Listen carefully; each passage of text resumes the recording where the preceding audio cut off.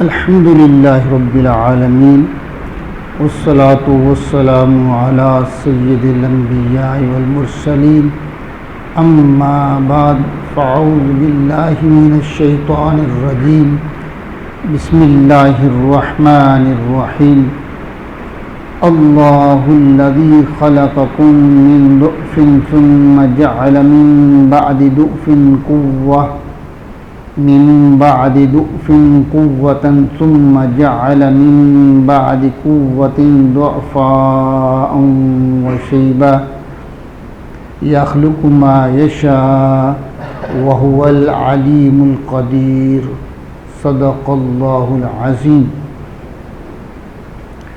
یہاں اللہ جل مجدہ اپنی ایک اور قدرت کا اظہار فرما رہا ہے۔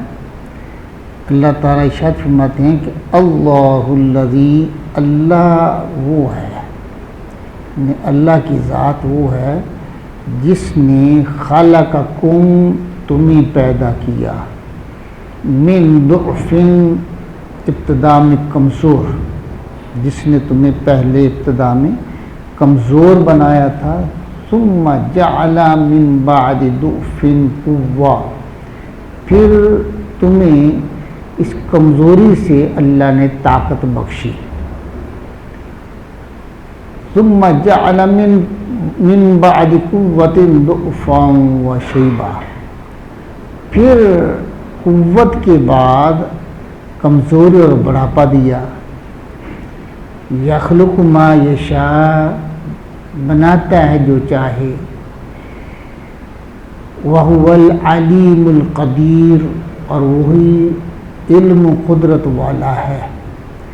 اب یہاں اللہ تعالیٰ ارشاد فرما رہے ہیں کہ دیکھو، چلو جتنے باقی دلائل دیے وہ تو خارجی تھے نا، یہ ذرا اپنے اندر دیکھو، اپنی حالت کو دیکھ لو کہ تمہاری تخلیق ایک کمزور بنائی تھی، ماں کے پیٹ میں تم کیا تھے؟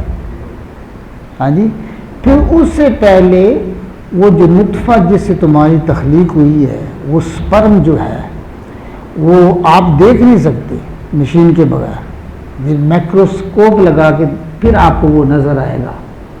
وہ سپرم جو ہوتا ہے چھوٹے سا، اتنا باریک، اتنا کمزور ہے، جس سے اللہ تعالیٰ نے تمہاری تخلیق کی ہے۔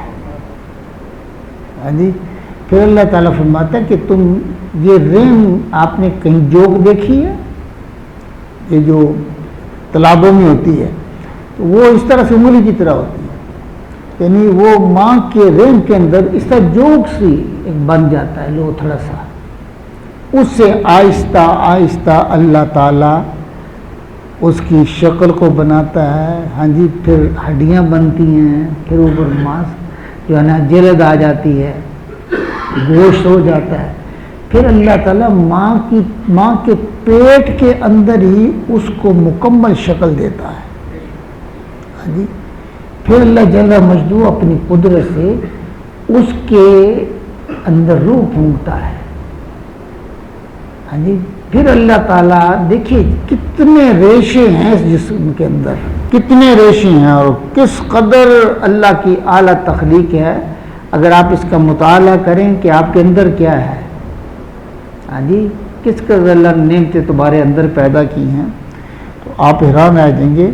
یہ کسی اور کی بس کی بات ہی نہیں ہے، یہ صرف اللہ جل مجدہ ہے جو ایسی تخلیق فرماتا ہے، ایسے خوبصورت انداز میں۔ پھر دیکھیے ماں کے پیٹ کے اندر ہی دل کو حرکت دی جاتی ہے، پھر دل دھڑکنا شروع کر دیتا ہے۔ ہاں جی، تو اللہ فرماتا ہے کہ غور کرو نا، تمہاری یہ پہلی تخلیق کتنی کمزور تھی، پھر تم ماں کے پیٹ کے باہر آئے پھر بھی کمزور تھے۔ ہاں جی، تم کچھ بھی نہیں کر سکتے تھے، نہ توانی تھی، کمزوری تھی۔ اللہ فرماتا ہے ثم جعل من بعد ضعف قوة، پھر ہم نے تمہیں جوانی بخشی، قوت بخشی۔ ہاں جی، شباب آیا، تیری سوچ پر شباب آیا، تیری جو ہے نا جسم کی قوت پر شباب آیا، تو شاہزور ہو گیا۔ تو یہ کس نے کیا تھا؟ اللہ۔ ثم جعل من بعد قوت ضعفا وشیبا، پھر قوت کے بعد اللہ تعالیٰ پھر کمزوری کی طرف تمہیں لوٹاتا ہے. ہاں جی، کمزوری کی طرف تم لوٹتے ہو، پھر اس کے بعد تمہیں بڑھاپا آ جاتا ہے. ہاں جی، یخلق ما یشاء، یہ جو مختلف صورتیں ہیں تیری تخلیق کی، یہ اللہ جیسے چاہتا ہے ویسے بنا دیتا ہے. ہاں جی، یہ اللہ کی چاہت ہے، اللہ کی چاہت ہے. وَهُوَ الْعَلِيمُ الْقَدِيرُ، وہی علم والا بھی ہے، قدرت والا بھی ہے. دیکھیے نا، کوئی چیز بنانی چاہے تو وہ علم کے بغیر تو نہیں بنتی. کیوں جی؟ جہالت سے تو چیزیں پیدا نہیں ہوتی نا. ہاں جی، تخلیق کرنے کے لیے علم ضروری ہے. اللہ فرمایا وَهُوَ الْعَلِيمُ، وہ عالم نہیں علیم ہے. ہاں جی، بہت زیادہ علم ہے اس کے پاس، اس سے زیادہ علم کسی کے پاس نہیں ہے. اور اس علم سے قدیر، اس پر اس کو قدرتیں بھی ہیں. ہاں جی، وَيَوْمَ تَقُومُ السَّاعَةُ يُقْسِمُ الْمُجْرِمُونَ مَا لَبِثُوا غَيْرَ سَاعَةٍ كَذَلِكَ كَانُوا يُؤْفَكُونَ. اور جس دن قیامت قائم ہوگی نا، جس دن قیامت قائم ہو جائے گی، یقسم المجرمون، تو مجرم قسمیں اٹھائیں گے، قسمیں اٹھائیں گے. ما لبثوا غیر ساعة، ہم نے تو دنیا میں ایک گھڑی گزاری ہے، صرف تھوڑی دیر ہم ٹھہرے ہیں وہاں. یعنی دنیا میں بھی جھوٹ بولتے رہے اور وہاں اللہ کی بارگاہ میں بھی جھوٹ بولیں گے. جس طرح یہاں جھوٹ بولتے رہے، اسی طرح وہ آخرت میں بھی جھوٹ بولیں گے، کہیں گے ہم تو صرف ایک گھڑی ٹھہرے ہیں. کذالک کانوا یؤفکون، وہ ایسے ہی اونڈے جاتے ہیں. یعنی کیا معنی کہ اسی طرح دیکھیے، جیسے کوئی بندہ حق کو تسلیم نہ کرے اور راست بازی سے جو ہے نا وہ منہ موڑ لے، تو عرب لوگ نا اس کو کہتے ہیں افک الرجل، کہ یہ آدمی جو ہے نا یہ بہت اعتبار نہیں ہے اس کا، یہ تو بہت جھوٹا آدمی ہے. ہاں جی، کہ یہ حق بات کو مانتا نہیں ہے. تو اللہ فرماتے ہیں یہ ایسے ہیں جس طرح کے یہ، جیسے جس کو دوسرے لفظوں میں نہیں کہتے بوندر یہ ہے. ہاں جی، بہکی ہوئی باتیں کرتا ہے، یہ حال ہے ان کا. وقال الذين اوتوا العلم والايمان لقد لبثتم في كتاب الله الى يوم البعث فهذا يوم البعث ولكنكم كنتم لا تعلمون. اور پھر وہ بولیں گے جنہیں اللہ تعالیٰ نے علم دیا اور ایمان دیا، علم بھی دیا اور ایمان دیا ہے.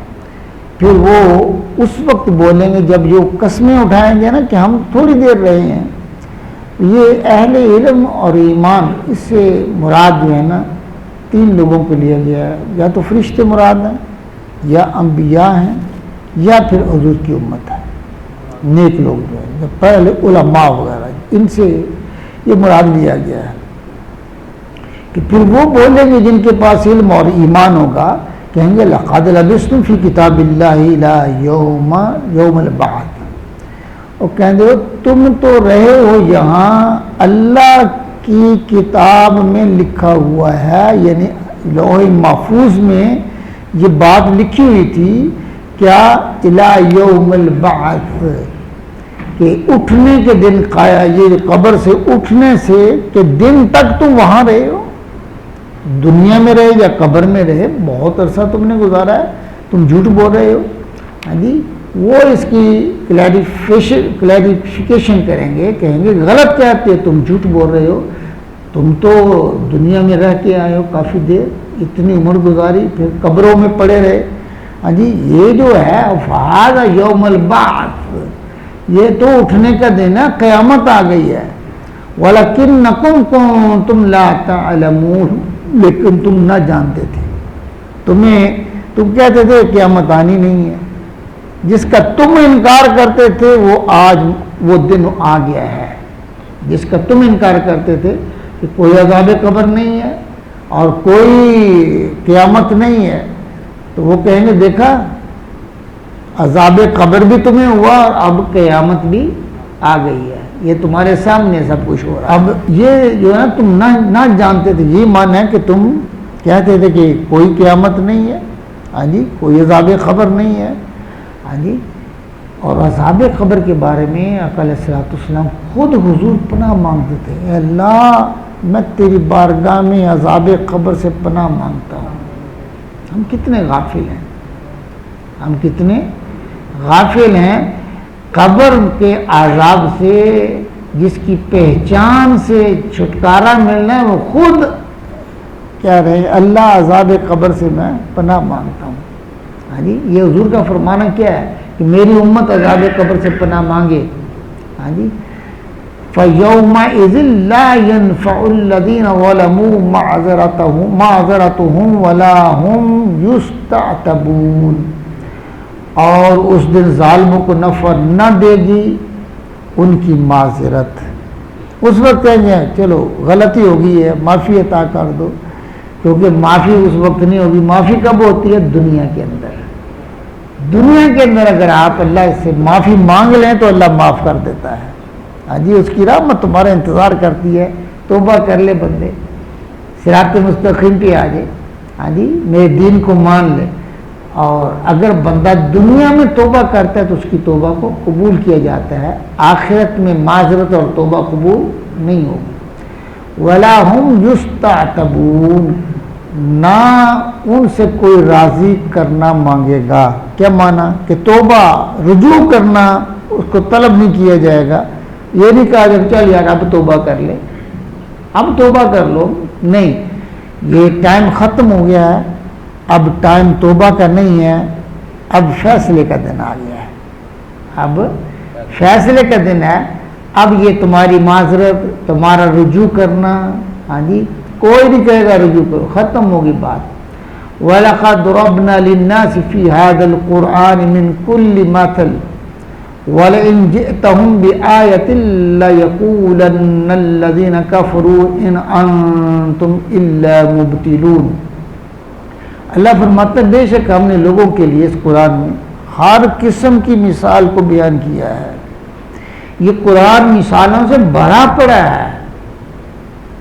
اللہ نے مثالیں دے دے کے سمجھایا کہ انسان بن جاؤ، ہاں جی، تم صراط مستقیم پر آ جاؤ، بے شمار مثالیں دی ہیں۔ وَلَئِنْ جِئْتَهُمْ بِآيَةٍ، اگر تم میں سے کوئی نشانی لاؤ، لَيَقُولَنَّ الَّذِينَ كَفَرُوا، تو کافر ضرور کہیں گے اِنْ أَنْتُمْ إِلَّا مُبْطِلُونَ، کہ تم تو نہیں مگر باطل پر۔ اللہ فرما رہے ہیں قرآن میں بے شمار مثالیں، اور اگر آپ ان کے پاس کوئی نشانی بھی لے کے آ جائیں، کوئی معجزہ لے کے آ جائیں، تو وہ کہیں گے کہ کافر کیا کہیں گے، یہ تو باطل والی بات ہے، یعنی جادو کہہ دیں گے، ہاں جی، انکار کریں گے۔ كَذَلِكَ يَطْبَعُ اللَّهُ عَلَىٰ قُلُوبِ الَّذِينَ لَا يَعْلَمُونَ، یوں ہی مہر کر دیتا ہے اللہ جاہلوں کے دلوں پر، جاہلوں کے دلوں پر مہر، یعنی جو جان بوجھ کر جاہل بنے، علم بھی آ گیا ہے، قرآن کی آیات بھی آ گئی ہیں، حضور معجزات بھی دکھا رہے ہیں، پھر حضور کی زندگی خود ایک معجزہ ہے، ہاں جی، حضور صلی اللہ علیہ وسلم نے اپنے آپ کو پیش کیا ہے، اپنے آپ کو پیش کیا کہ میں تمہارے درمیان زندگی گزاری ہے، بتاؤ کیسا ہوں، اگر میں سچا ہوں تو پھر میری جو ہے پیغام وہ بھی سچا ہے، ہاں جی، اگر میری شخصیت میں کوئی جھول ہے تو پھر میری تبلیغ میں بھی کوئی جھول ہو سکتا ہے، میری تعلیم میں بھی کوئی جھول ہو سکتا ہے، جب میرے جیسا کوئی سچا بھی تم نے نہیں دیکھا، ایماندار بھی نہیں دیکھا، تو پھر تم ایسے کیوں کرتے ہو؟ اب یہ ان کا کیا تھا، جان بوجھ کر جاہل رہے، ایک ہے نا کہ پاس علم ہی نہیں آیا، وہ تو جاہل ہوا، ایک کے پاس علم بھی آئے اور تعلیم دینے والا بھی ہو، علم بھی دینے والا ہو، علم بھی کتاب بھی موجود ہو، سب کچھ ہو، اس کے باوجود اگر کوئی نہ پڑھے نہ سیکھے تو وہ اس سے بڑا جاہل کون ہے، ہاں جی، تو اس کو تو سزا ہونی چاہیے نا، اللہ فرما رہے ہیں کہ یہ جو میں دلوں پر مہر لگانے کی یہ سزا دے رہا ہوں، اس لیے دے رہا ہوں کہ یہ جان بوجھ کر انکار کر رہے ہیں، یہ جان بوجھ کر انکار کر رہے ہیں قرآن کا اور صاحب قرآن کا، یہ جان بوجھ کر ایسا کر رہے ہیں۔ اللہ فرماتے ہیں اسی لیے میں نے ان کے دلوں پر مہر لگائی ہے۔ فاصبر ان وعد اللہ حق ولا یستخفنک الذین لا یوقنون، اے محبوب صبر کرو، فاصبر صبر کیجئے گا۔ یہاں یہ بات یاد رکھیں کہ میں نے بارہا یہ بات پہلے بھی بتائی ہے، اس کو علم تفسیر میں تعریض کہتے ہیں، تعریض، کہ مخاطب بظاہر حضور ہیں لیکن یہاں مراد حضور کی امت ہے، حضور کی امت ہے۔ فاصبر، حضور تو حضور سے زیادہ صابر کون ہے؟ آقا علیہ الصلوۃ والسلام سے زیادہ صابر کون ہے؟ اللہ فرماتا ہے صبر کرو، ان وعد اللہ حق، بے شک اللہ کا وعدہ سچا ہے، اللہ نے جو آپ سے وعدہ کیا وہ سچا کرے گا۔ ولا یستخفنک الذین لا یوقنون، اور یہ تمہیں سبق نہ کر دیں اپنی چالوں سے، اپنی چرب زبانی سے یا اپنی سختی سے، ہاں جی، اور آپ کو ایذا دینے سے۔ اللہ تعالیٰ حضور کی امت سے مخاطب ہے، یعنی تعریض کے طور پر، کہ یہ کفار جو ہیں یہ آپ کو مرغوب نہ کر سکے، آپ کے مشن سے پیچھے نہ ہٹا سکیں، ہاں جی، آپ نے اپنے مشن کو ہر صورت جاری رکھنا ہے، مصیبتیں جتنی بھی آ جائیں، فاصبر، صبر کرنا ہے۔ اللہ نے جو وعدہ کیا ہے نا آپ کے ساتھ، اللہ اس کو سچا کر دکھائے گا۔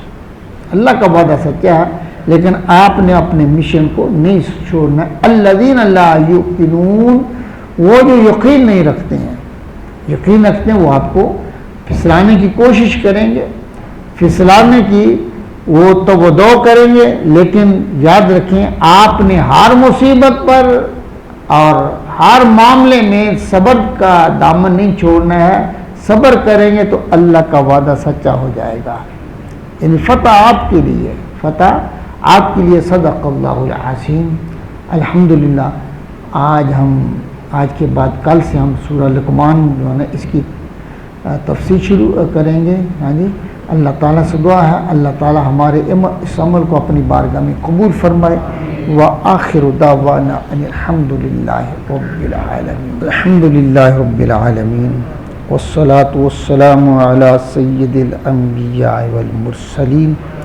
ربنا آتنا فی الدنیا حسنۃ وفی الآخرۃ حسنۃ وقنا عذاب النار، وادخلنا الجنة مع الابرار یا عزیز یا غفار یا رب العالمین۔